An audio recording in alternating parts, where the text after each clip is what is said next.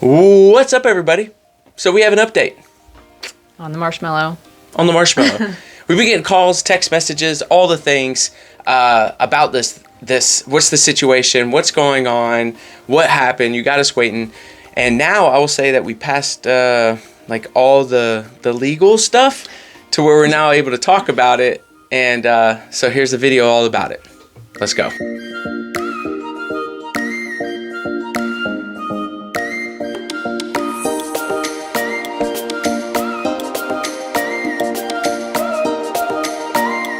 All right, so May 29th, 2023, when all this began. Amanda runs the Carolina Travel and Marshmallow now. So what happened? What happened? What did we get? So we had some renters interested in renting it, or potential renters interested. They messaged and they were looking to use it as a tour bus, more or less.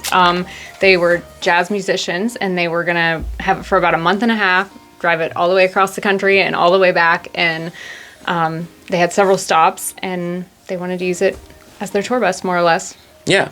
And at first I was like, I don't know about this. Yeah. You know, like a tour bus. This sounds terrible. Yeah. But you looked into them. We even got an alert from Outdoorsy saying, hey, this coincides with the Burning Man Festival and we don't cover anything if they go there. So you might want to make sure that that's not what's happening. And so I looked into it, checked everything, and I was like, okay, that's not what's happening. But it was. You looked at their Instagram and saw that they were legit. yeah, they have quite a big following, and they had their tour dates on there, and it wasn't anything to do with that. So.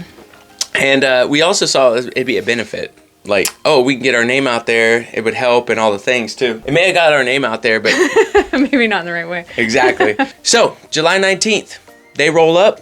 We're like, cool, here we go. We're gonna get started. And they took the RV. We had a great walkthrough. They had questions, but we kind of walked through it. Yeah, minus the mileage thing.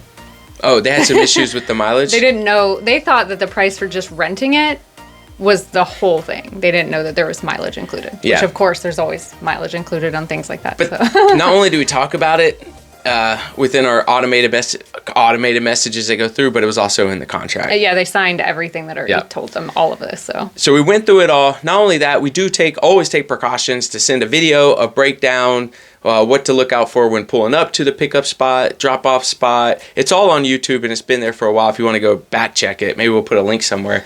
So they get that. They get what we call the RV Bible, which is a written down, like in this book. A notebook of everything they need to know. Of everything. So then some of the red flags started happening.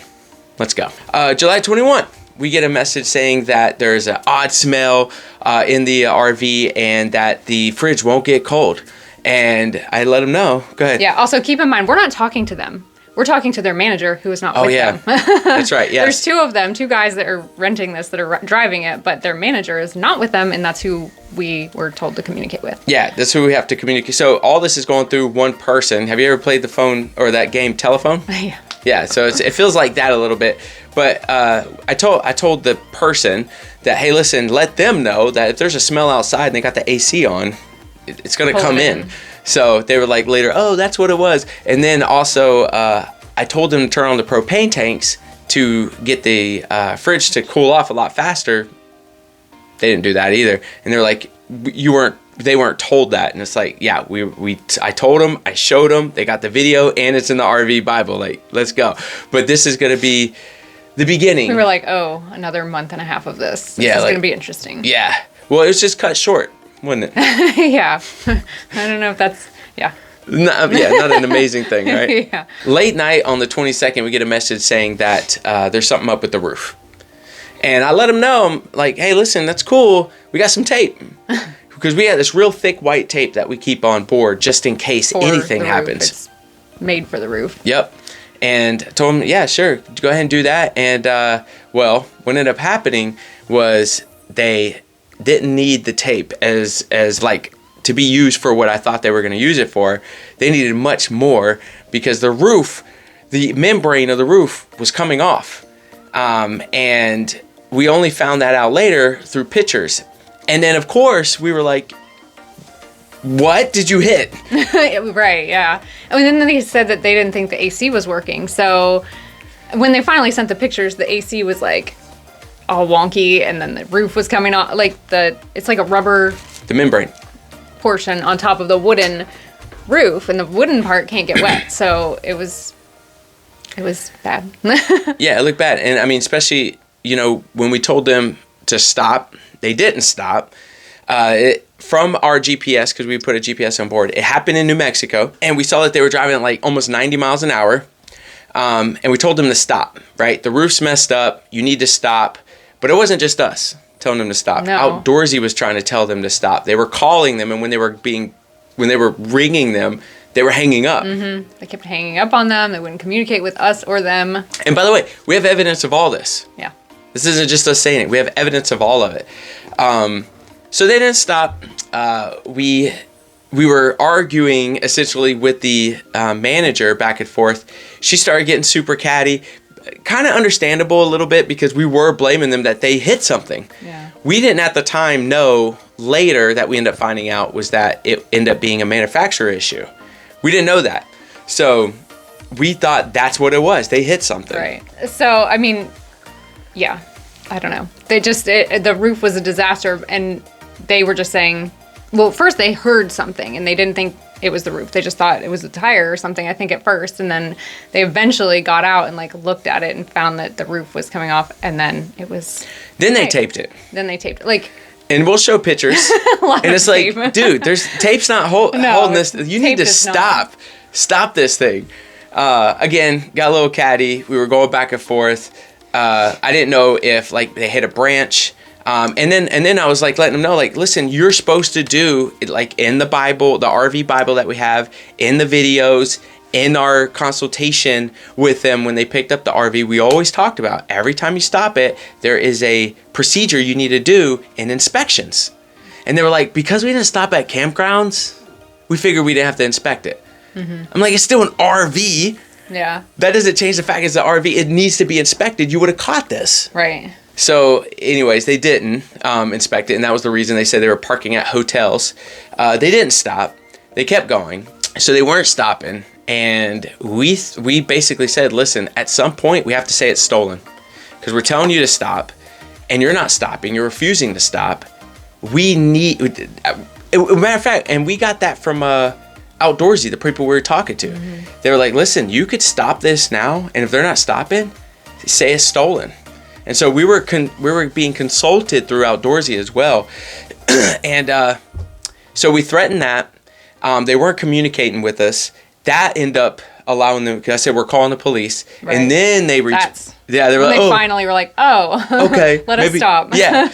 So we also got in touch with the Highway Patrol later to get them to stop, because at some point we're like, man, the safety of not only them, but drivers behind them. What's coming off? Yeah. When they're driving down the road. Mm-hmm. So it was bananas and high intensity pressure for a day and a half, while they were traveling from New Mexico to Oregon. They finally stopped at a hotel. Outdoorsy hooked them up with another RV, and they left it. They left it there, torn up in a hotel parking lot. Yep, that's it. About it. The Highway Patrol did call back later, and we're like, nah, we're good. He had our back, though. Yeah, he was cool. He was really cool. So thank you, Highway Patrol, for everything you do. But yeah, so they end up leaving it there, and then we were like, well, how are we going to get it to a shop? And that became the new issue, because we didn't want to get broken into and all the things. Well, we end up there was a mechanic who went out there and checked it out, right? They wanted to look at it and kind of give us a report. Mm-hmm. And we begged them, could you drive this thing back? Yeah. Which we had to pay them to not only do the inspection, but to drive it back. They don't want to be liable for any of that. Totally understandable. Yeah. And now they're in the middle of this, right? Yeah. So thank you. I think it was like a 40-minute drive or something like that. So it wasn't anything next down door. The street. So it took them a while. They ended up getting to an RV shop. Southside RV has been absolutely amazing. Yeah. We were even told to drop it off at Camping World, but we're like, man, no, Southside RV has been great for us, and we'll get into why that is. So on the 22nd, we actually turn in a fair claims report with Outdoorsy claiming this damage that we want. It ended up getting escalated to, I think, Fair Claims, the actual company, Fair Claims, which is supposed to take it another level. It's now past Outdoorsy's type of thing. And then about a month later, this is how long this has happened, and Progressive denies us coverage of the roof. Yeah. And we're like, what? And all of this stems from me messing up. And how did I mess up? Did not take pictures of the roof. I didn't take pictures of the roof. I've never taken pictures. Before they left. Yep, so you're supposed to take pictures of everything, which has been easy to do. It's totally something we've done. I've never taken pictures of the roof, though, ever. And that was the one thing that everyone was like, you don't have proof that it, because the renters were saying it was damaged prior. Yeah. And it wasn't. We actually later got our previous renter, who had it like a couple days before they picked it up, sent us a letter and said, who cares? This was September 18th. They ended up giving us a letter saying, we know for certain that there was absolutely no damage to the roof in our experience with the RV. This helped us in the later arbitration process. Yeah. So Progressive denies us. I didn't take pictures of the roof. Slap my hand. Oh, well. And Outdoorsy denied us too because, again, I didn't take pictures of the roof. So it all got escalated to Fair Claims, which ended up being either part of them or some third-party company who handles an arbitration process. While it gets moved up and escalated, then the state of North Carolina reaches out and says, hey, listen, you need to get an inspection. And it's like, hey, listen, we can't. We don't have it. I was like, is there something we could do? I mean, I don't want to break any rules. Is there something we could do? They were like, yeah, turn in your tags. And I'm like, I can't. We have to drive it back. Like, I need tags. And they're like, good luck, basically. Yeah. So not only is the state letting us know, good luck, I don't know how you're bringing it home because we need your tags because you can't get it inspected because you can't get it inspected in another state for North Carolina rules. Progressive drops us. Yeah. Outdoorsy drops us. And we're looking at this like, I don't know what's going to happen. Yeah, so we go into the arbitration process and you have to literally sign something that says, this is it. Like, whatever this decision is, that is the decision. You can't take them to court. You're like, this is it. So we're like, okay, I mean, what other option do we have at this point? And you know what? We felt good about it. Yeah. A little bit. We're like, cool, we've got a ton of evidence. They would have heard the flapping if it was damaged prior. A day and a half, couple days before taking it out, they would have heard it in the state of North Carolina. Why did they hear it in New Mexico? Mm-hmm. Yeah. Right? Like, and the fact me, State Highway Patrol, you, Outdoorsy, we've all reached out to ask them to stop. And we have that evidence as well. GPS. Yeah. Our last renter saying everything was great. We're like, cool, we'll take it to arbitration. Yeah. We're feeling like it was really good. At the same time, I don't remember, it was you who told me to reach out to Jayco. I think. Pretty sure. I think I said Camping World, and then I was like, wait, I mean Jayco. Yeah, I'm pretty sure she asked me to reach out to Jayco and said, well, why don't you just see if they can cover the roof? And I was like, ain't no way it's going to happen. So I called them, and I was like, hey, listen, it looks like, because we got it back from the mechanics report, that it looked more of like a manufacturer issue and that they didn't hit something, which we owned up to later and we'll get into. But I was like, hey guys, we're getting these things saying it's a manufacturer issue. Will you cover it? They said, send photos. And I was like, oh, okay. Sent photos. And we send photos. And about 5 days later, Jayco reaches out and says what? We'll pay for it. We'll pay for the roof. It was our bad. So they may have gotten some other calls saying like, yo, your roof just came off. It's funny, we always heard horror stories about roofs too. And we had a cash flow couples, and Mark Rodriguez, he said something about it too. Just been talking about, yeah. So anyways, they said that they'd cover it, and we're like, fantastic. We go to arbitration and we ask for a few things. Here's the list. All right, so this is what we asked for. The repair before Jayco said that they would repair the roof, $6,150. The invoice, we're asking for that from Freedom RV, who did some of the repairs and drove it to the repair shop, $462.13. Lost income, we looked at a year-over-year report of the income we're losing in terms of rental, which was $2,150. Returning the RV, we did some math from Oregon to North Carolina, so almost 3,000 miles. We did $3.40 a gallon for gas at the time. We looked at that. That's about $900. We looked at flights, one-way flight to get there. At the time, we thought it was about $700. Anyways, that equated to about $1,582.60. Tags, because now that is going to be a $100 fine on that. Altogether, $10,444.73 is what we went after them for. Yeah. And they said, we want a free reimbursement of everything. Everything. And we're like, oh, here we go. All the way to the other side of the country, but they want all Didn't of their stop. money back. Yeah, left it on the other side of the country. Wanted zero responsibility. So we end up later in arbitration. I said, listen, Jayco reached out. They said they'd pay for it. So we took off the $6,150. So then we had that extra sum that we were going after them for, taking out the $6,150. I just want to say this, before we got into arbitration, we signed all our arbitration agreement immediately. Took them 7 days to finally sign it. Just to jump in and even be part of it. Yep. And at one level, we're like, okay, cool. If they don't sign it, we win. But it took them 7 days. Shady on their side that they wanted to have avoid something to hide. Yeah. So arbitration takes about a month to happen. So that's more communication, back and forth, sending photos, getting reports, sending them the downloadable conversations from Outdoorsy that I had, the audio conversations I had, sending them everything, absolutely everything. And a month later, arbitration ends. What's the result? Nothing. Nothing. Literally nothing. We got a report that said final award. And we're like, okay. And it was the most vague letter you could ever, like, we read it I don't know how many times, and I was like, this doesn't make any sense. So we finally reached out to them. We were like, what does this mean? And they were like, there's not enough information on either side to prove anything, so nobody owes anybody anything. Good luck. Like, that was it. A month later, they said there wasn't enough on both sides. Nobody wins. Yeah. So, meanwhile, our RV is at this RV place, and it has to be undercover because they haven't started fixing it, because they don't know, like, we're still trying to work with Jayco to figure out when they're going to pay for it. So they have to keep it in one of their bays the whole time. Which has taken up revenue from their own small business. This is why we kept it with them and didn't say, okay, thanks for holding it for us. We're going to Camping World. No, we wanted them to get paid for all they've done, and they've been great. So reach out to them if you're anywhere in the Oregon area, you're looking for somebody to do repairs or whatever.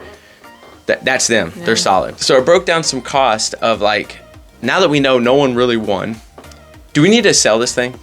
Like, has this hurt us so bad that we just need to sell it? So I broke down some numbers on fix it and rent it back out. Broke down some numbers on fix it and sell it. Or let's do a lawsuit and go after them anyways, basically. Lawsuit out of the picture. We signed that agreement. So I was like, dang. Fix it and sell. We were breaking down the cost. The average retail, or at least what we were going to do, what we were going to get out of it. So if we were going to sell it, fix it and sell it, we would be in the hole almost $12,000 to sell it. To fix and rent, it's going to cost some upfront costs, and then we can rent it back out and hopefully pay this thing off. Ultimately, what we decided is to do what? Keep it. Keep it. Rent it out again. Yep. Because although nobody won, it's interesting because since nobody won, they still paid for a month and a half. Mm-hmm. So we still have that revenue for a month and a half of renting, although they only did it for less than a week.